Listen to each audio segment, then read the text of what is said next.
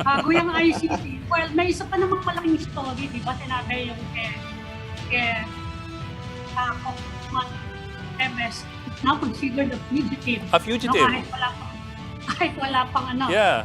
Wala pang case. kaso. Yeah. Yeah, that's something we need to qualify kasi if there's no arrest warrant Yeah. against you, how can you be called a How a can you be a fugitive? fugitive? Yeah. Yeah. Justice Secretary nagsabi niyan. So a lot of So questions there. dapat pala Ed, pag nagtatago, dapat wag masyadong halata para hindi ka tawagin fugitive. O sige. Ay, pati yung kapatid niya, pinauuwi na siya si Pride Henry. Naapektuhan na daw yung pamilya nila. Lalo Ay, na di wala naman daw siyang kasalanan na pati siya nasasabit. Yeah. Kaya, Possible mastermind na nga siya bigla rin. ayun na nga. Oo Pero nga. tama. Ang guest natin ngayong gabi is the country's top lawyer, the government's top lawyer, the Solicitor General. We can ask him about a lot of these things. The ICC, and when are you considered a fugitive? among many other things. Ayun, sige. Yeah, okay. We're bringing in Solicitor General Menado Guevara after a short break. The Chiefs will be right back.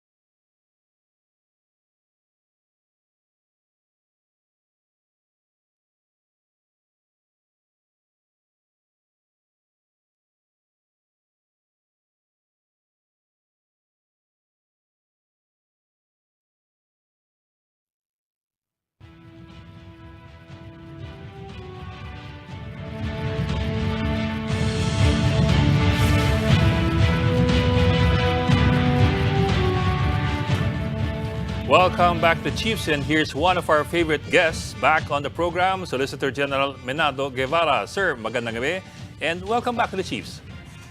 Evening. Gandang gabi, sir. Sir, baka nakamute, sir. Nakamute yata. Sir, nakamute kayo, sir. Okay na. Okay na. Sir, Wala pa rin, sir? hindi namin marinig, sir. Sir, are you speaking, sir? Can we try again? Sorry, Okay. so There you sorry go. about Oh, that. there. Okay. Thank you, sir. Good evening. We were worried na sasabihin niyo we're violating your freedom of expression. Sir, teka, let me start with this. Some confusion, apparently, on exactly what was decided by the ICC. The President says we end all contact now with the ICC, but also we understand what was denied by the ICC was not actually the pending appeal, but Yes. a request for suspensive effect. Parang, I suppose, parang TRO. So ano po talaga? Where exactly are we? That's correct, Ed. What was denied was our request for suspensive effect pending the resolution of our appeal. The appeal itself has not been resolved. Probably it will take several months, maybe even a year or so, bago ma-resolve yung apela natin, no? On the merits. But during the pendency of that appeal, we requested na magkaroon ng suspensive effect. Meaning, wag muna kayong mag-imbestiga dahil yan mismong act of investigating ang kino-question namin in the appeal. We are alleging many errors committed by the pretrial chamber, but more importantly, we are challenging the very jurisdiction of the ICC on the matter of the Philippine situation. Kaya hanggat hindi pa nare-resolve yun, karapat-dapat lang na wag muna kayong mag-investigate. Otherwise, edi magiging parang moot and academic yung magiging decision nyo in the future kung sakali man na mag-decide kayo one way or another. In a way, parang nape-prejudge nyo na, no? Yung what we're trying to question, you will actually do pending the appeal. So parang that's not fair. Even in our own system, pag mayroong decision ang isang lower court at on appeal, hindi mo na ine-execute yung judgment of the lower court kasi hindi pa siya final. Pero sir, kung Okay, but pending in pa yung your appeal... Go ahead, Lucy, go ahead. Okay, but in your justification, you said that, yun nga sabi nyo, pag pinagpatuloy ang investigation, this will have far-reaching effects and even irreversible. What exactly would be irreversible now that they've decided nga that they will continue with the Yes. investigation, even pending the appeal? Oo, on the Lucy, kasi yun ang... case per se. Yeah. Sorry ha. Lucy, yun ang sinabi kasi ng ng appeals chamber, no? Kaya nila dinenay yung ating request for suspensive effect. Sabi nila, wala namang irreversible consequence na hindi ma-address or makokorek pagdating sa decision proper. But look at it this way. Mag-start na sila ng investigation. Kumbaga parang charge na nila certain individuals. At yon ay syempre mahaharas yon, masisira ang kanilang reputation if they're being charged with a criminal offense. And not only that, no, hindi lang yung mga taong affected. Kung hindi, yung ating buong system na parang sinasabi na worthless kasi of course we can continue our own investigation, but that's beside the point.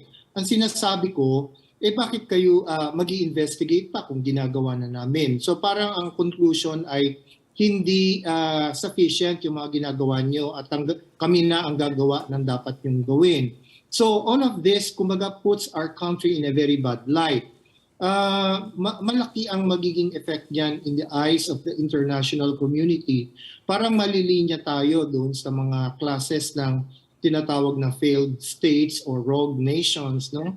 Na mga naimbestigahan talaga ng ICC because talagang walang rule of law na obtaining in their country, no, at certain periods of their history.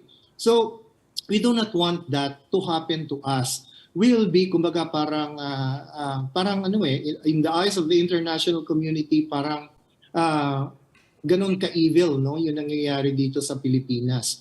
So if it turns out in the future when they decide on the appeal and they will decide na after all wala tama ang Pilipinas, wala nga pala kaming jurisdiction or hindi pala talaga admissible itong kasong ito dahil tama naman yung ginagawa ng Philippine government. Lucy, the harm has already been done. Kaya yun ang hinihiling namin. Huwag niyo munang gawin yan kasi that is the very subject of our appeal. Kaya yun ang irreversible. Paano mo pa makokorek yun na gawa mo na yung embarrassment, yung humiliation sa aming bansa? Paano mo pa makokorek yun? Pero so dyan ang appreciation ni President Marcos, we have run out of options with the ICC decision. Tama ba yun? Sabi niya, Saka disengage tapos na yun, na, no? disengage na. We will stop engaging with the ICC na. So, ang tingin niya dyan the end of the line na yan for us. Tama ba yun? Since the appeal is still pending actually. Yes.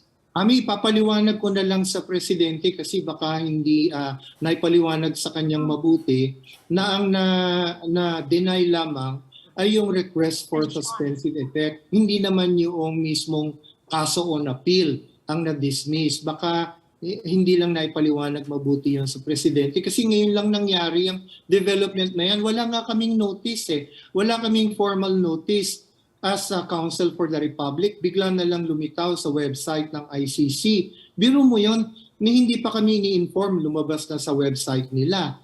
So yun ang nakarating sa attention ng presidente and he might have been given the impression na yung appeal mismo ang na-dismiss na ng ICC. So I will just explain to him na hindi pa tapos ang laban at yung decision, hinihintay pa natin yan. Pero the President is correct. Now that this investigation will now proceed, parang there is no legal or even moral duty on our part to cooperate. Kasi that is the very issue that we are challenging before the appeals chamber. Sir, is it But correct to this will say... not Sir, but is it correct to say, therefore, that as far as the OSG is concerned, the government should continue the engagement with the ICC until matapos yung appeals process? Definitely, Ed. We will just have to await the judgment of the appeals chamber in connection with the alleged, with the errors that we have assigned, committed by the pre-trial chamber. Nahandyan na yan eh. Magre-respond na lamang maybe next week yung ICC prosecutor. Sasabihin niya kung ano ang kanyang response to the assignment of errors that we included in our appeal. So after that, basically submitted for decision na yan eh ng appeals chamber. Maghihintay na lamang tayo. Kaya wala na tayo talagang gagawin. But insofar as cooperation is concerned, that is a different matter. That's a Ayun na political tatanong ko, decision sir. to make. Yeah. How will they continue to investigate if the government will not at all cooperate? Is that going to make their jobs harder? But then I imagine that they will also say, well, you have not really been cooperative all this time. And so we will just continue to do what we're doing, including getting comments from the families of the victims, di ba? Na, by the way, yun, inallow rin nila yun. Despite your protests. Any thoughts on that? Yeah. Yes, totoo yun, Luchi. Of course, one way of investigating or conducting the investigation is to seek the cooperation of Philippine government agencies. No? But that is not the only way. Siyempre, hindi ko naman tuturuan yung ICC prosecutor kung paano gagawin niya. But under the Rome Statute, maliwanag naman kung ano ang pwede niyang gawin when he conducts his investigation. He can secure the testimony of witnesses. He can ask for the affidavits of certain persons. He can ask information and data from, let's say, non-governmental organizations. No? Or they can conduct the investigation online. Marami namang paraan. In fact, they need not come here if they want to do their investigation. So, ang hindi lang nila magagawa probably is to seek the cooperation of government agencies. Kasi nga, pinoprotesta natin yung kanilang jurisdiction. At tama naman yun. Hindi naman po pwede na kinu-question nga namin kayo na wala nga kayong karapatang pumasok dito sa investigasyon na to. And yet, tutulungan namin kayo na mag-serve ng summons. Pag meron kayong warrant of arrest na gustong i-issue, utusan namin ng PNP. Hoy, arrestin nyo nga si Senator ganyan-ganyan. Hindi naman appropriate yun, Luchi. So, dyan may legal luminaries na actually kakampi nyo ang sabi, you should not have even filed an appeal for suspension. Kasi it effectively allowed the ICC to continue with its preliminary, not investigation, but preliminary examination of what's happening. What's your comment on that? Hindi naman tama yun. At talagang nasa within the framework naman ng Rome Statute, yung mga provisions regarding questioning or challenging jurisdiction or admissibility. Nandun mismo yun sa framework at ina-avail naman natin yun, yung mga proseso na yun, no? Without necessarily submitting or subjecting ourselves to the jurisdiction of the ICC. Tama yung ginagawa natin kasi kung hindi natin gagawin yun, kung we will not challenge that, anong gagawin nila? Di mag-investigate na kagad sila at any time that they want na hindi natin challenge. Parang kawawa naman tayong lahat nun. Tayong lahat, hindi lang yung mga iimbestigahan. Tayong buong republika, dinabastos na. That's how I view it. According to the pre-trial chamber in its decision, yung domestic proceedings daw, in other words, our judicial system, does not sufficiently mirror the expected scope of the court's investigation, since they only address the physical low-ranking perpetrators. Okay, so in effect, sinasabi nila mga small fry lang, mga pipitsugin lang ng mga suspect ang mga nililitis sa korte. Ang tanong ko po sa inyo, number 1, totoo ba yan? Number 2, ano kayang magagawa nilang pag-imbestiga sa big fish na, yung sinasabi nila na hindi niyo ginagawa, given that you're not going to be cooperating with them now? Luchi, yan nga yung inassign naming one of the errors in the appeal brief. The ICC wants us na mag-conduct ng investigation that mirrors yung kanilang sariling investigation. But ano yung investigation na ini-mirror natin? Wala pa naman silang sinisimulang investigasyon. Ngayon pa lang sila magsisimula. Ano yung ini-mirror natin? But assuming na they have something in mind that this is how we're going to do it, but it's not being done in the Philippines, assuming na yun ang kanilang prospective mirroring scenario na gustong mangyari, how do they know naman na hindi nga natin gagawin yung mga ina-expect nila na gagawin? No? Right now, we have started with those na nandun sa baba because that's the regular process na kung sino yung actually involved doon sa insidente, doon mo muna sisimulan. Alangan naman na magsimula ka ng investigation doon sa mga colonels or generals who are not even there. But that does not preclude us, maybe at some future time, na mag-imbestiga all the way on command responsibility theory na gawin yan. Pero sa ngayon, hindi pa yun ang ginagawa natin. But it doesn't mean that we may not do that at some future time. So yun lang ang ating complaint against the ICC. Yung parang masyado nila tayong pinapangunahan. Pwede rin naman natin gawin yan. But they are, kumbaga parang putting us within a very limited time frame. No? Parang ang gusto nila mangyari, magawa natin yung lahat ng mga yan within the short period of time na tingin nila ay dapat napakita nyo na yan kung talagang gagawin nyo. Why should we be time-bound by the ICC? We have our own procedures. Mm-hmm. Sir, in our last conversation around 2 weeks ago, I do recall the government's argument na we were able to preempt the ICC investigation by I think mga 2 years kasi we filed for withdrawal from the ICC March 2018 and the formal investigation began I think in September 2021 or thereabouts at least.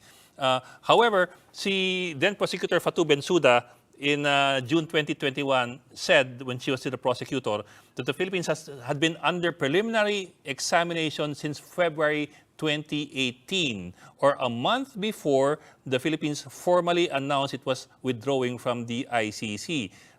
So mukhang may difference po dun sa pegging ng dates kung kailan nagsimula mag-take ng jurisdiction yung ICC. My question po has to do with that saan talaga, pagdating sa investigasyon, for example sa atin, saan ang simula ng investigasyon? Sa preliminary investigation po ba o doon sa formal investigation? And from our point of view, nagsimula yung formality ng yung paghingi ng ICC prosecutor ng authorization to commence investigation in September of 2021, long after we have withdrawn from the ICC. Ngayon, yung sinasabi niyo nung dating prosecutor, si Fatou Bensouda, na sila ay nagsimula na ng pagkalap or paggather ng information. The preliminary examination, sir. Way back in 2018. That is what is known as the preliminary examination stage. That is purely conducted by the prosecutor. At hindi tayo man lang nabigyan ng opportunity dyan to even see kung ano yung complaints nitong mga grupo na ito. So nag-gather lang sila ng information kung saan galing na sources, and then all of a sudden, they would like to commence the investigation na. Kaya lamang sabi namin, wait, i-defer nyo muna yan because we want to let you know that we are doing our own domestic investigation. So our contention, Ed, in answer to your question, we do not consider that stage ng data gathering or information gathering ex parte, unilaterally by the prosecutor ng ICC as part of the investigation proper. As a matter of fact, noon nga lamang September of 2021, humingi ng authorization si Karim Khan, yung current prosecutor, to commence the investigation of the Philippine situation. Eh wala na tayo noon eh. March of 2019, effective na yung withdrawal natin. Kaya sinasabi natin at the time that the exercise of the jurisdiction ng ICC was invoked, ay sorry na lang, hindi na kami miyembro. Pero sir, if we follow that interpretation, sir, kasi if we follow that interpretation, sir, wouldn't that in effect be saying na any country or any member of the ICC can therefore preempt any investigation, for example, a preliminary examination, by withdrawing during the preliminary examination, basta lang bago yung formal investigation? Eh ganoon na mangyayari talaga because that's how we view the effectivity of or the commencement of the investigation vis-a-vis the withdrawal of the member state. Yung sa situation ng Burundi, Ed, ganyan nung sila ay mag-effect ng kanilang withdrawal, nasimulan na yung investigation stage, nabigyan na ng authorization yung prosecutor to conduct the investigation. Too bad for them, nung mag-file sila or maging effective yung withdrawal nila, nasimulan na yung investigation proper by the prosecutor. Kaya yun, nagtuloy-tuloy yung investigation sa Burundi. Iba yung sa atin. Yung sa atin, nung humingi ng authorization yung prosecutor, wala na, effective na yung ating withdrawal. So, Soljan, kung sakasakaling matuloy na yung full-blown investigation, ano ang pwedeng gawin ng ICC without Philippine government cooperation? Pwede ba silang kumuha ng testimony from private individuals, private complainants, mga relatives ng mga victims? Yes, Ami, nothing prevents them from doing that, no? They can come here or they can do the investigation online or bring the witnesses abroad if they want to get their testimony, execute their affidavits, gather information from non-governmental organizations. They can do that. Ang hindi lang nila probably magagawa is to seek the cooperation of, official cooperation of Philippine government agencies. Dahil sa presidente na nanggaling mismo that we will not cooperate at this stage, na hindi pa na finally nasa-settle yung questions of jurisdiction. And I have repeatedly stated that at the very least that we have no legal obligation to cooperate at this time. Paano kung may police na gustong mag-cooperate with the ICC at mag-testify nga without asking for permission from the Philippine government, from their superiors? Pwede ba yun? Yeah, bahala siya kasi voluntary naman yun voluntary act on his part naman yan if he wants to testify. Hindi naman natin mapipigilan yun, no? But of course, whether he might be subjected to some administrative proceedings later on, that's a different matter, Ani. Yun nga So, in other words, pag may gumanon, pwede nyong sumuhan. Pwede yun. Kasi ang utos ay galing na sa presidente. We will not cooperate, no? So we will not cooperate, Luchi, in an official capacity. Pero kung ang isang, halimbawa, dating pulis ay nagvo-volunteer ng information in his personal capacity, then that's a totally different matter. Halimbawa, wala na siya sa serbisyo, pero meron siyang nalalaman na nangyari, then he's volunteering information in his personal capacity. Yun naman ang difference. And what about those victims who have filed their own cases against the government with the ICC, yung dumiretso na sila? What about those? Meron ba tayong, wala naman tayong magagawa doon. Hindi naman natin sila po pwedeng ireklamo, no? Kasi sila, they allege to be the victim, so karapatan naman nila na magreklamo. What we're saying is, bakit hindi kayo dito magreklamo sa atin? Meron namang tatanggap ng inyong reklamo. Kung may takot kayo sa pulis, di magreklamo kayo sa Department of Justice. Humingi kayo ng protection sa Witness Protection Program. Humingi kayo ng tulong sa Public Attorney's Office. So, bakit instead na availing yourselves of these domestic remedies or procedures, bakit pupunta kayo ng ICC? Kahit yung mga kalaban ng gobyerno, yung mga kritiko ng gobyerno, kung may mangyari sa kanila, halimbawa, manakawan sila, maloko sila, maestafa sila, or merong mangyari sa mga kontrata nila, kanino ba sila pupunta? Hindi ba sa local domestic institutions natin sila hihingi ng tulong? Hindi mo sila pupunta ng ICC. So why Baka will wala na nga they say silang that obvious. that our legal and judicial system is not functioning? Pag may problema sila, may legal problem sila, saan sila pupunta? They go to our courts, they go to the DOJ, they go to our prosecutors, they go to the NBI, to the police. They don't go to the ICC. So, Sir, dyan for the last- record ba, how many cases are we actually now proceeding with? Just for the record, I mean, what's the data? What do we have to show for it in terms of the judicial processes that are now in place to prove that the system is working? Okay, good question, Luchi. For example, yung 52 nanlaban cases identified by the police internal affairs service na talaga may lapses. Binato namin yan sa NBI for case build-up.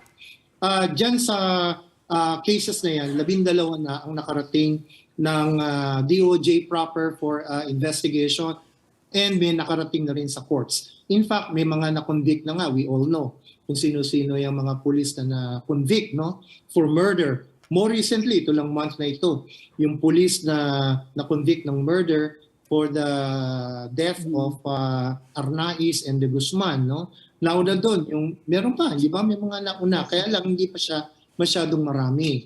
Yun namang sa NBI na natira na doon sa 52 cases, 22 are still undergoing case build-up. Pero karamihan, alam mo Luchi, maraming na-terminate or na-archive kasi hindi nakikipagtulungan yung pamilya noong mismong napatay doon sa mga insidente na yon. They don't want to come forward. Kaya hindi gumagalaw yung mga kaso, kaya tentatively naka-archive yan.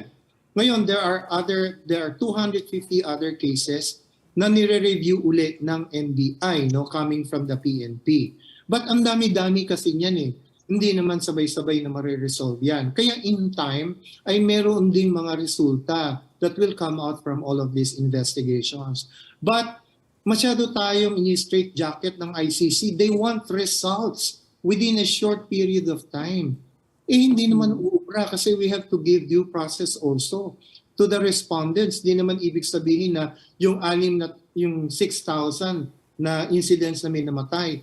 6,000, all the respondent police officers were probably guilty. Hindi naman ganun ang ibig sabihin noon eh. Karamihan na-exonerate ang mga police officers na yan dahil wala namang nakitang lapses.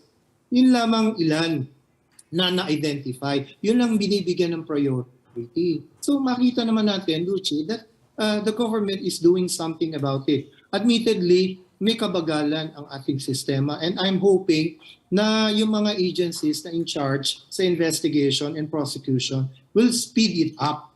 At kaya naman nilang gawin yan. So why do we have to bother with the ICC? Functioning naman tayo, mabagal nga lang but it's working. Sir, we need to go into a quick break, so please do stay with us. We will come back with Soljan Menado Guevara.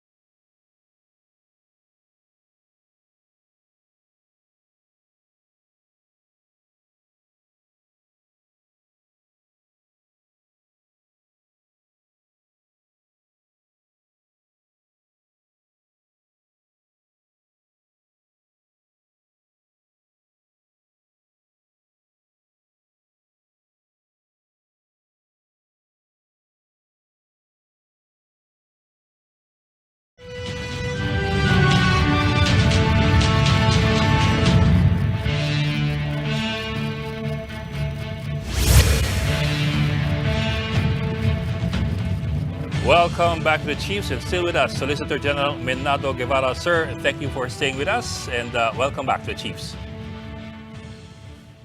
My pleasure. Yes, sir. Sir, balikan ko lang yung sabi niyo po kanina. Parang it strikes me that government is only going to offer passive resistance, not active resistance in case the ICC investigators do come here. Meaning, hindi lang kayo magko-cooperate, but you will not actively, I don't know, boot them out or even arrest them as proposed by Chief Legal Counsel Juan Ponce Enrile. Yes, Ed, we're not going to do that. If they want to investigate, they can do so. Huwag lang silang humingi pa ng tulong sa Philippine government. But they're free to investigate. We are not preventing them from doing so. Ed. So, malinaw po yun. They can come here, they can do anything they want to do, and there will not be any obstacle presented by government except for non-cooperation. Exactly, Ed. So, Jen, the last time we talked with you, sabi niyo, you're open to the creation of an independent truth commission. Meron bang traction yan? Any movement along that line? I guess so. I mean, I think it has generated some interest, no? And I believe na this is workable kasi we have done this many times before. I mean, if you will remember, we had the VD Commission. Yes. All right, nag-investigate ng coup d'etat in December of 1989. We had the Feliciano Commission, Oakwood Rebellion, if you remember that. Yes. The Melo Commission, EJK, na mga media personalities, no? Senyora's Commission on the existence of private armies.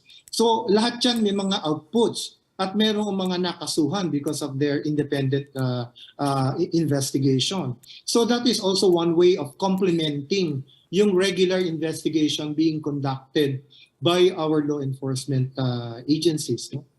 So, compliment, John. Have you sounded out Malacanang on its sentiment, Marcos administration? Would it be interested in creating this commission?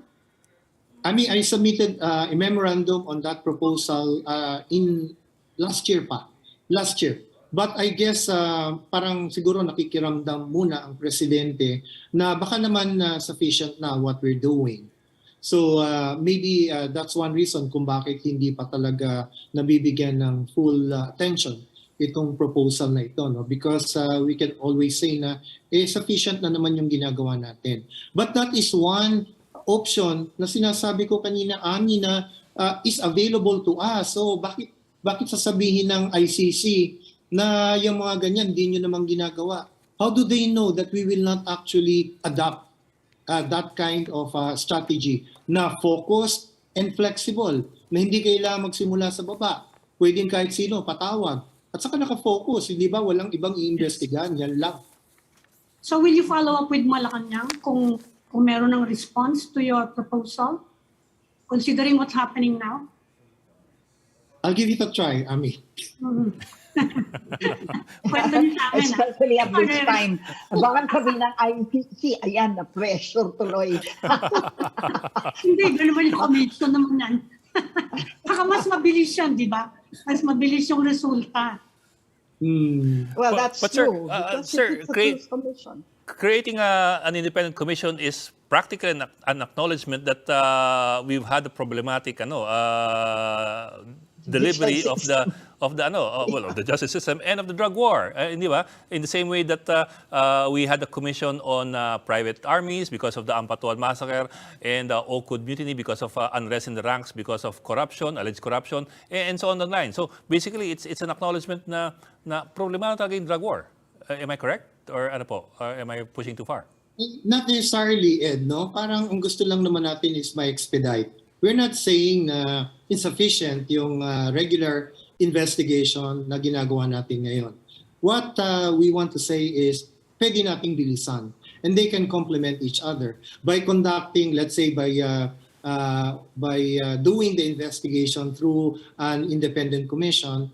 Ay baka yung fact-finding report nila will be a good starting point for the law enforcement agencies natin, the prosecutorial service, to speed up what they're doing. But that's not necessarily saying na kasi palpak yung ating ginagawa ngayon. Hindi naman sa ganun. Gusto lang natin na ma-accelerate or mapabilis ang resulta, no? Hindi, not because the ICC wants it, but we as Filipinos would like something like this also to be expedited.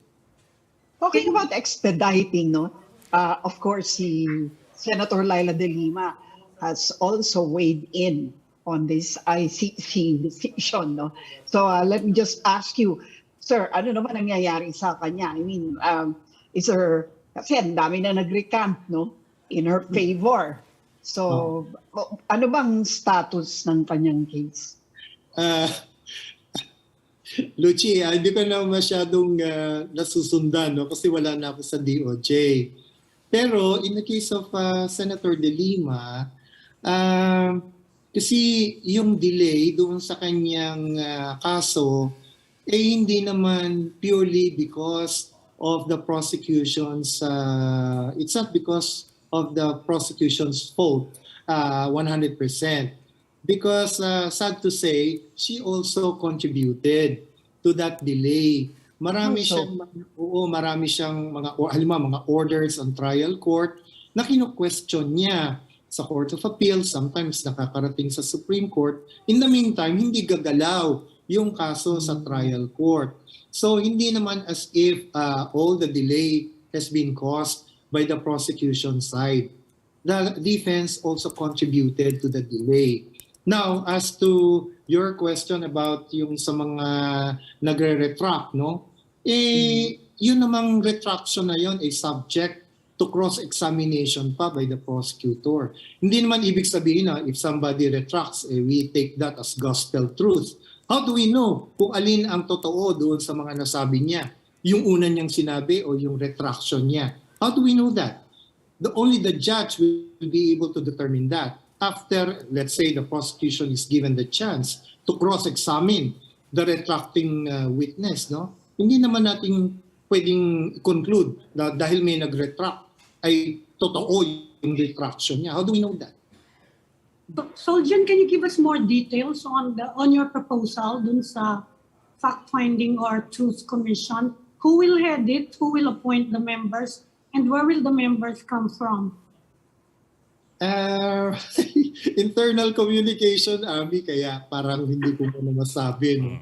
Sir, tayong apat naman, sir. Tayong apat lang naman. Oo nga, wala naman nakikinig. But definitely, tayong apat lang. Pero naman makikinig, sobra. Tayo, nag-uusap dito.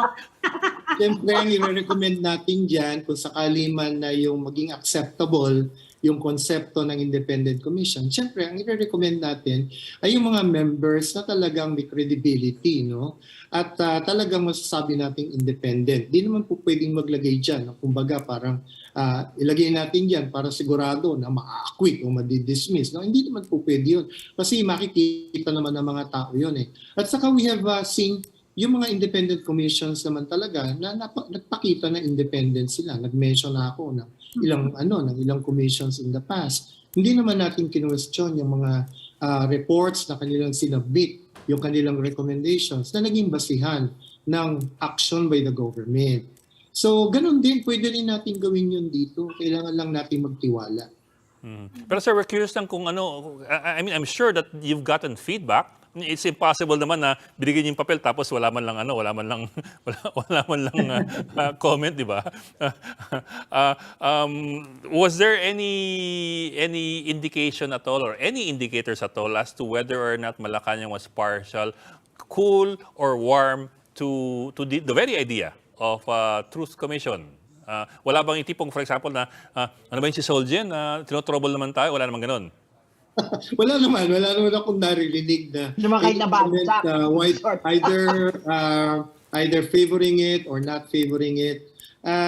Palagi ko talagang nakikiramdam pa lang kung ang ating ginagawa ay sufficient na, or maybe the president needs to consult also with other important persons, no, na para makapag-decide siya dito sa ganitong bagay. And I think that's appropriate naman na mag-consult din siya sa ibang leaders, no, of the government. So let's just wait. Sabi ko nga kanina, kung magkaroon ako ng opportunity na banggitin sa kanya, sir, how do you feel about this proposal? Then I'll try to do it. Mhm. Okay. Kami naman tayo sa ibang topic. Out na. Yes. So, nabanggit namin kanina, Solgen, yung sinabi nga ni Justice Secretary Crispin Remulla na si Fugitive. Congressman Teves will be considered a fugitive dahil that. ayaw umuwi dito. What's your take on that? Pwede ba yun?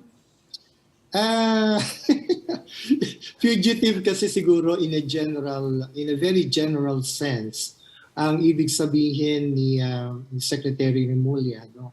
Kasi technically we call someone a fugitive. For example, halimbawa na-indict na siya, na-charge na siya in court and then he disappeared. O kaya ay meron siyang bail, na-post siya ng bail and then he jumped bail, then he's a fugitive. Or nasentensyahan na siya and then tumakas siya, o kaya from the penitentiary tumakas siya, then fugitive siya, no, from justice. Technically, yun ang meaning ng fugitive. So I guess what Secretary Remulla meant was really a fugitive in the general sense, no, na parang umiiwas ka sa mga proseso natin, kaya parang para ka ng fugitive in a certain sense. What about your thoughts on si Attorney Topacio has been saying na parang na-prejudge na si Congressman Teves and the Teves family in general because of the pronouncements of Secretary Remulla. Your thoughts on that, please? No comment na lang ako dyan. Lucy. Oo nga naman. Wala pa naman sa court eh. But let me say something. Hindi Lucy, pa tayo nakipag-judice. let me just say something. Noong kasing Justice Secretary ako, when something is being investigated, as much as possible ay hindi muna ako nagko-comment. Kasi yung makakasuhan, halimbawa merong nag-undergo ng preliminary investigation at merong finding ng probable cause against him. So one of his legal remedies is to go up on appeal to the Secretary of Justice. Kaya hanggat maaari, hindi muna ako nagkokomento. Dahil baka mamaya ay masabi na meron na akong bias or meron na akong prejudice kung aakyat sa aking opisina on a petition for review or appeal yung person na merong nakitang probable cause. Kasi remedy niya yun eh. Before the case goes to the court, ay pwedeng i-appealan niya sa Justice Secretary yung finding ng investigating prosecutor. So ganun naman ang aking ginagawa nung ako ay Justice Secretary. So yung kay Secretary Remulla, hindi nila ako magko-comment. Pero ano kayang options natin That's why I still say na magkaiba kayo. to encourage Congressman Teves to come here and face the investigation, Kasi wala pa naman charges. Pwede ba yung pwede ba yung international lookout bulletin? We don't even know where he is.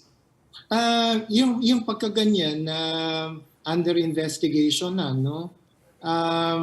The best that the immigration people can do is to issue an immigration lookout bulletin order only to determine his whereabouts. Siguro makikipag-coordinate sa Interpol to find out kung nasaan siya. But not really to restrict his movements kasi wala pa namang kaso against him. He's just a suspect or a person of interest. Hindi pa nga siya naiimbestigahan. So, kung ako naman ang tatanungin nyo, I would like to ask Congressman Teves na mag-participate ka and show that wala kang kinalaman dyan. Kasi talagang any ordinary person would think na pag umiiwas ka sa investigation, implication nun? Baka guilty. Hindi ba ganun ang sinasabi doon sa commercial? Baka guilty. But so, kailangan mag-participate siya doon sa proseso. Kung merong threat sa kanyang security, madali namang gawa ng paraan yun, hindi ba? Mismong presidente nag-offer na hindi naman siya bumalik lang siya. Pero there are 3 murder cases against him in connection with not this 2019. one, previous. Yeah, yung murders. And ngayon, pinailan siya ng gun cases, di ba? Yun, pwede na ba yun? Hindi ko alam, nasa court na ba yung mga... No. Yung ano, yung murder. I Yung think- murders? Yes. Yes. Murder is in court. Yes. O yun, kung nasa court na pala, indicted na 2019. pala siya, Yeah. fugitive na nga siya pagka ganon, no?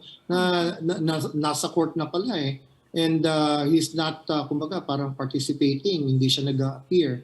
Then yun talaga, parang proper ground na yun to coordinate with the Interpol dahil meron na siyang kasong kinakaharap sa mga hukuman natin. Hindi lang investigation, but he's already being prosecuted for a criminal offense, so for a crime. Ibang usapan na yun. What about, sir, other options, like for example, cancellation of the passport para in the event that he does try to fly around, he will be deported? Tama yun, Ed. That is one administrative remedy available, no? Kasi mawawalan siya ng mobility, no? Kung ang kanyang passport ay kakanselahin. I think the DFA has the authority to do that, no? Especially dahil nga meron ng kaso na siya ay kinakaharap. At siya ay outside the country and beyond the jurisdiction of our local courts. So to force him to appear and face the charges against him, one way to do it, as you correctly pointed out, Ed, is for his passport to be cancelled. Di ba pwedeng ano lang, yung abogado lang niya yung haharap sa investigation? That's what his lawyer is saying. Pwede naman daw, siguro virtual lang yung kliyente at yung abogado, yung physical presence ang nandun during the investigation. Pwede ba yun? Di ba Pwede yun. sa arraignment lang naman yata po ang requirement na physical presence ng akusado? Of course, he has to execute his affidavit or statement under oath. So pwede namang gawa ng paraan yun kahit na wala siya dito sa Pilipinas. No? So kung investigation pa lang naman, fact-finding pa lang naman, hindi naman siya talaga kailangan personally pumunta sa harapan ng prosecutor or ng NBI. Kaya lamang, kailangan sworn yung kanyang statements. And he has to do that before the consular office natin abroad, kung siya man ay abroad. Pwede naman yun. Hindi naman kailangan talaga na mag-appear siya personally. But when the case goes to court, kailangan talaga na pumunta siya roon so that the court can acquire jurisdiction over his person. Voluntary surrender. Or else, maaresto siya. Kung maaresto siya, then the court acquires jurisdiction over his person. Okay. Sir, may balang ako, sir. We do recall na your predecessor, si Soljan Kalida, before, wanted to dissolve the PCGG and subsume its responsibilities under the OSG. Is there any decision already on what to do with the PCGG? Is that plan still in the works, or has that been already shelved? Merong bills filed in Congress, I understand, Ed, na proposing to extend yung mandate, no, or responsibilities ng PCGG to cover the investigation not only of graft and corrupt activities that happened in the previous Marcos administration, no? Kasi yun lang naman talaga yung mandate ng PCGG. But to expand now yung ganyang mandate to include other recovery of ill-gotten wealth cases na nangyari nung ibang administrations at hindi nakafocus lamang doon sa previous Marcos administration. But bills pa lang mukhang right now parang wala namang talagang actively nagpo-pursue pa nun, no? So the PCGG just goes on doing its original mandate. Meron malaki na ang na-recover ng PCGG at according to it ay marami-rami pa rin yung natitira na pwede pang ma-recover. So until then, siguro let's just keep the PCGG working hanggang sa makumpleto niya yung dapat niyang gawin. So there's been no discussion, sir, with Malacanang as far as policy direction is, by the executive at least? No, none that I know of, Ed. Even in the proposed OSG bill, no? Kasi meron din kaming sariling OSG bill, ay parang wala na doon yung dating na propose na kunin ng OSG ang powers and responsibilities ng PCGG. I think tinanggal na yon in the current version of the proposed OSG upgrading bill. Yes. So yung efforts to recover the ill-gotten wealth of the Marcoses, have those efforts kind of like ground to a halt right now? Hindi, kasi mostly nasa courts na eh. Wala na naman tayo doon sa stage na talagang searching, recovering. Wala na tayo doon, Luchi eh. Talagang nasa courts na lamang. Ano? At meron pang a few na natirang cases na nakabitin sa Sandigan Bayan and I think sa Supreme Court as well. So yun na lang, tatapusin na lang siguro yung mga remaining cases na yun, Luchi. Well, dyan, balikan ko lang si Congressman Teves, ano? Kasi people are also talking about his possible extradition kapag ayaw talaga umuwi. Ano ba yung requirements? What will trigger? Kailangan din ba ng court case against him before we can seek extradition o kahit preliminary investigation pa lang pwede na? Yung sa extradition kasi, of course, it depends on the country, no? Kung nasaan siya. Well, if he's in the US, we have an extradition treaty with the US. And kahit nasa preliminary investigation stage pa lamang, ay po pwede nating hilingin yan, in my opinion. No? So pwede siyang pa-extradite. But there is a process that has to be observed. Kung halimbawa, baligtarin natin, for example, if the US asking na may extradite a certain person na nasa Pilipinas, ang gagawin natin doon, the DOJ will process that request at magfa-file ng kaukulang extradition petition with the local court. So yung local court pa ang magde-determine kung extraditable nga or not. So hindi ganun parang agency to agency or government to government lamang. May involvement ang mga courts in the countries concerned. So medyo hindi naman tigil. Matagal din yung process na yun. Alam mo, Luchi, dapat kasi ang tinitingnan lang ng court ay kung extraditable yung offense, no? Kung committed, kung siya ay considered an offense in both states, tama na yon.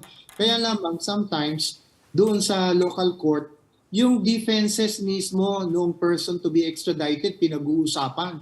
That should not be the case kasi parang dumidepensa na siya. Oo, doon merits sa na yun. charges. Pero hindi naman yun ang function eh. Noong extradition court eh. Kaya lamang, humahaba. Kaya kami nga, nung nasa DOJ pa ako, gumawa kami ng proposed special rule on extradition.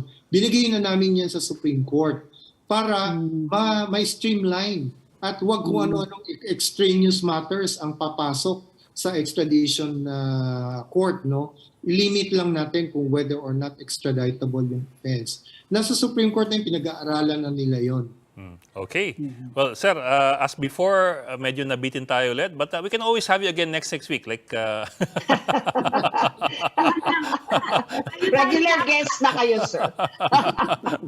You're welcome. You're always to be welcome here. a regular guest. Salamat sa inyo. maraming salamat, sir. Solicitor General Menardo Guevara, thank you, sir, Thank for you, joining us sir. tonight. Good night. And that's it for the Chiefs. We hope what we discuss here will keep the conversation going. I'm Ed Lingao.